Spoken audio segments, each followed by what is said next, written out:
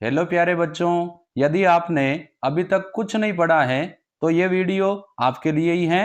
इस वीडियो में मैं आपको RBSC 12th chemistry board exam 2026 के लिए चैप्टर वाइज इम्पोर्टेंट टॉपिक बताने वाला हूं।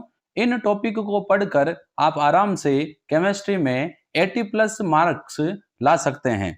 तो मैं बता रहा हूं, आप जल्दी से नोट कर लीजिए। सबसे पहले मैं बता रहा हूं चैप्टर नंबर 1 है विलियन। इसमें आपको पढ़ना है मोलरता, मोललता, पीपीएम, मोलन्स। मोलरता और मोललता पर आपको न्यूमेरिकल क्वेश्चन भी पढ़ने हैं। अगला है हेनरी का नियम, एनोक्सिया, बेंड्स, राउल्ट का नियम, स्त्रीक्वाती मिश्रण, आदर्श व अनादर्श विलियन, क्वथनांक का उन्नयन, हिमांक का अवनमन, परासरण, परासरण दाब, प्रतिलोम परासरण और वांटोप गुणांक। अब लेते हैं चैप्टर नंबर 2 वैद्युत रसायन। इस चैप्टर से आपको सेल में गैल्वेनिक सेल, शुष्क सेल, मरकरी सेल, ईंधन सेल, सीसा संचयक सेल, इनके परिभाषाएं, डायग्राम और रिएक्शन। मानक हाइड्रोजन सेल का ओनली चित्र आपको याद रखना है। गैल्वेनिक सेल के लिए इनोड सेल व केसी में संबंध और नैनसट समीकरण आपको याद करनी है। फेराडे के नियम, कोलराउस का नियम, संचारण याद करना है। वैद्युत अपघटनी सेल के बारे में पढ़ना है। इसके बारे में क्वेश्चन नहीं आए हुए हैं तो इस पर इस बार क्वेश्चन आ सकता है। चालकता और मोलर चालकता के मात्रक आपको पढ़ने हैं। ये पढ़ना आपको चैप्टर नंबर 2 में। अब मैं आपको बता रहा हूं चैप्टर नंबर 3। चैप्टर नंबर 3 रासायनिक बलगतिकी में ताक्षणिक वेग, आणविकता और कोटि। प्रथम व शून्य कोटि अभिक्रिया का समाकलित वेग समीकरण पढ़ना है। इनकी व्युत्पत्ति पढ़नी है और अर्धायु काल और इसकी व्युत्पत्ति पढ़नी है। और साथ ही इनके फॉर्मूले भी याद रखने हैं। प्रथम व शून्य कोटि अभिक्रिया के समाकलित वेग समीकरण का फॉर्मूला और अर्धायु काल का फॉर्मूला, इस पर सीधा न्यूमेरिकल आ सकता है। वेग स्थिरांक के मात्रक आपको याद रखने हैं। शून्य, प्रथम, द्वितीय कोटि के अभिक्रिया के वेग पर ताप और उत्प्रेरक का प्रभाव पढ़ना है। छदम प्रथम कोटि अभिक्रिया के बारे में पढ़ना है। आरएनएस नियम की जगह आप आरएनएस समीकरण पढ़े। समीकरण, संकीर्ण ऊर्जा, देली ऊर्जा की परिभाषा याद रखनी है। मैक्सवेल बोल्ट्जमान वितरण वक्र भी आपको पढ़ना है। इस बार इस चैप्टर से 4 नंबर का निबंधात्मक प्रश्न आने वाला है, इसीलिए ये आपको जरूर पढ़ने हैं। शून्य प्रथम कोटि अभिक्रिया के वेग समीकरण और अर्धायु काल की व्युत्पत्ति और मैक्सवेल बोल्ट्जमान वितरण वक्र। आरएनए समीकरण की सहायता से जो ग्राफ है वो भी आपको इसमें पढ़ के जाना है। अब मैं आपको बता रहा हूं चैप्टर नंबर 4 के बारे में। चैप्टर नंबर 4 है डी और ए ब्लॉक के तत्व। इसमें आपको पढ़ना है जिंक, कैडमियम, मरकरी को संक्रमण तत्व नहीं माना जाता, जबकि कॉपर, सिल्वर, गोल्ड को माना जाता है। फिर कारण वाले सवाल पढ़ने हैं। परिवर्तनशील ऑक्सीकरण अवस्था, उत्प्रेरक गुण, रंगीन यौगिक निर्माण, मिश्रातु, संकुल यौगिकों का निर्माण, अंतराकाशिक यौगिकों का निर्माण संक्रमण धातु में करते हैं, क्यों करती है, इसके कारण वाले टॉपिक आपको पढ़ने हैं। फिर चुंबकीय आघूर्ण ज्ञात करना, जिसका formula mu equal to n+2 वाला है, ये भी आपको पढ़ के जाना है। फिर आपको इसके बाद चुंबकीय आघूर्ण ज्ञात करने के बाद जो लेंथेनाइड और एक्टिनाइड संकुचन है, इसमें लेंथेनाइड संकुचन, मिश्र धातु, लेंथेनाइड एक्टिनाइड के मध्य अंतर, परायूरेनियम तत्व, कॉपर, क्रोमियम और गैलिडियम का इलेक्ट्रॉनिक विन्यास आपको याद होना चाहिए। अब बता रहा हूं चैप्टर नंबर 5 के बारे में। वर्नर सिद्धांत, होमोलेप्टिक, हेटेरोलेप्टिक संकुल, समन्वय संख्या, जिसको उपसह संयोजन संख्या भी बोलते हैं, ऑक्सीकरण अंक ज्ञात करना, संकुल यौगिकों का आईयूपीएसी नाम, समावयवता में समन्वय, बंधन, हाइड्रेट और आयनन समावयवता उदाहरण सहित याद करनी है। वीबीटी द्वारा संकुल यौगिकों की ज्यामिति व संकरण ज्ञात करना, इसके लिए मैंने ऑलरेडी वीडियो डाल रखा है। सीएफटी द्वारा रंग की व्याख्या और धातु कार्बोनिल और उसमें बैक बॉन्डिंग, ये आपको पढ़ना है। जिसमें वीबीटी में 4 से 5 प्रकार के एग्जाम्पल अपने 12th केमिस्ट्री में है, उनकी ज्यामिति, संकरण, अयुग्मित इलेक्ट्रॉनों की संख्या और धातुओं की ऑक्सीकरण संख्या ज्ञात करना आपको पढ़ना है। अब आते हैं ऑर्गेनिक केमिस्ट्री में। हेलो एल्केन, हेलो एरीन में नेम रिएक्शन में आपको डार्जन, श्वार्ट्ज, फिंकलेस्टीन, वुडज फिटिंग, बीटा विलोपन, सेटजेव का नियम, ये पढ़ना है। ऑर्गेनिक केमिस्ट्री की नेम रिएक्शन आपको बिल्कुल भी नहीं छोड़नी है। सभी नेम रिएक्शन के सिंगल शॉट का वीडियो का लिंक सभी नेम रिएक्शन को मैंने एक ही वीडियो में बनाया है, उस वीडियो का लिंक आपको इस वीडियो के डिस्क्रिप्शन बॉक्स में मिल जाएगा।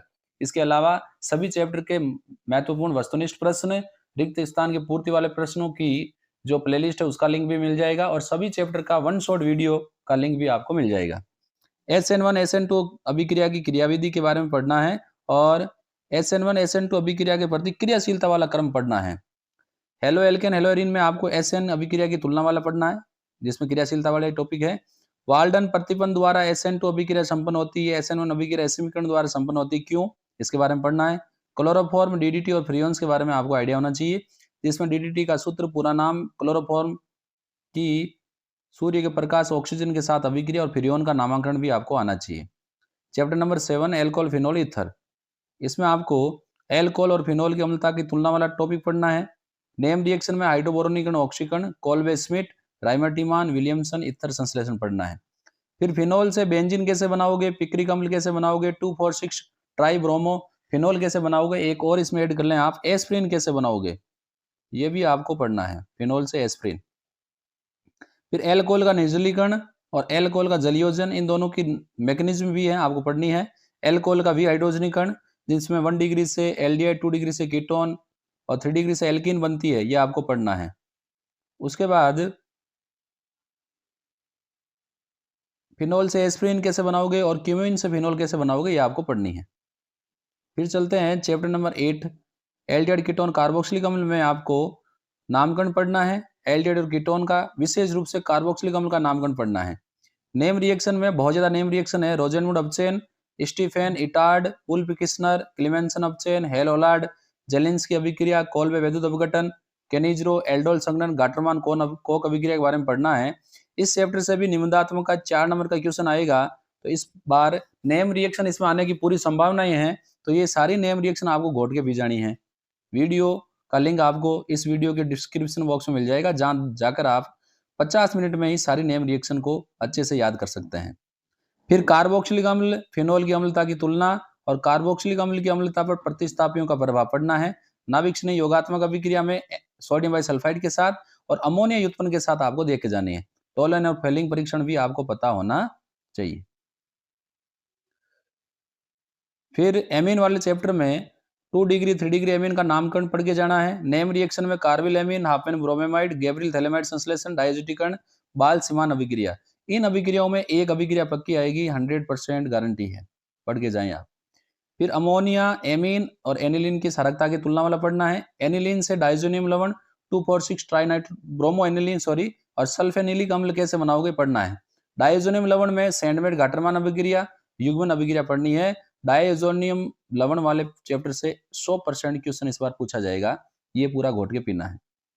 अब इंपॉर्टेंट टॉपिक वाली सीरीज में हम लास्ट चैप्टर ले रहे हैं, बायोमोलिक्यूल, इजी चैप्टर है, छोड़ के नहीं जाना है। इसमें शर्करा, शर्कराएं, मोनो ओलिगो पॉलीसेकेराइड की परिभाषा, उदाहरण, ग्लूकोज का आवत संरचना सूत्र, इसकी HiBr2 HNO3 के साथ अभिक्रिया, ग्लूकोज प्रवृत्ति ध्रुवण गुणकता प्रदर्शित करता है, अपर शर्करा, अपचाई अनपचाई शर्करा, कोलिकाकार रेशेदार प्रोटीन, प्रोटीन का विकृतीकरण और पेप्टाइड बंध, आवश्यक अनावश्यक अमीनो अम्ल, और फिर अमीनो अम्ल में आपको ज्विटराइन और समविभव बिंदु वाला टॉपिक कंसिडर करके जाना है।